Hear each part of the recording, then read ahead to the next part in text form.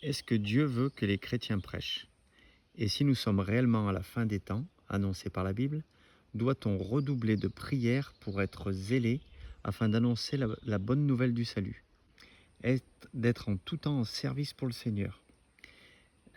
Que dit la parole de Dieu? En Apocalypse 12, 11, ils l'ont vaincu à cause du sang de l'agneau et à cause de la parole de leur témoignage, et ils n'ont pas aimé leur vie jusqu'à craindre la mort. 1 Corinthiens 9, 16, c'est une nécessité qui s'impose à moi. Malheur à moi si je n'annonçais pas l'Évangile. Si je le fais de bon cœur, j'en ai la récompense. Mais si je le fais malgré moi, c'est une charge qui m'est confiée. Est-ce que Dieu a voulu nous utiliser dans le plan divin? 1 Corinthiens 1, 21. Car puisque le monde avec sa sagesse n'a point connu Dieu dans la sagesse de Dieu, il a plu à Dieu de sauver les croyants par la folie de la prédication. Romains 10, 14. Comment donc invoqueront-ils celui en qui ils n'ont pas cru?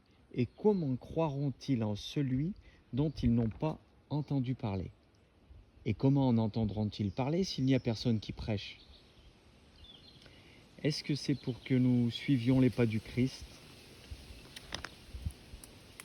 Qu'ils sont beaux sur les montagnes, les pieds de celui qui apporte des bonnes nouvelles, qui publie la paix, de celui qui apporte des bonnes nouvelles, qui publie le salut. N'avons-nous pas des directives claires?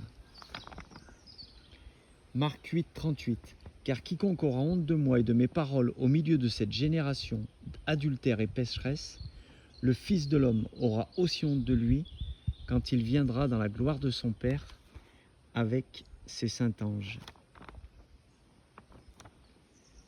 En 2 Timothée 4, 2, prêche la parole, insiste en toute occasion, favorable ou non, reprend, censure, exhorte avec toute douceur et en instruisant. Marc 8, 35.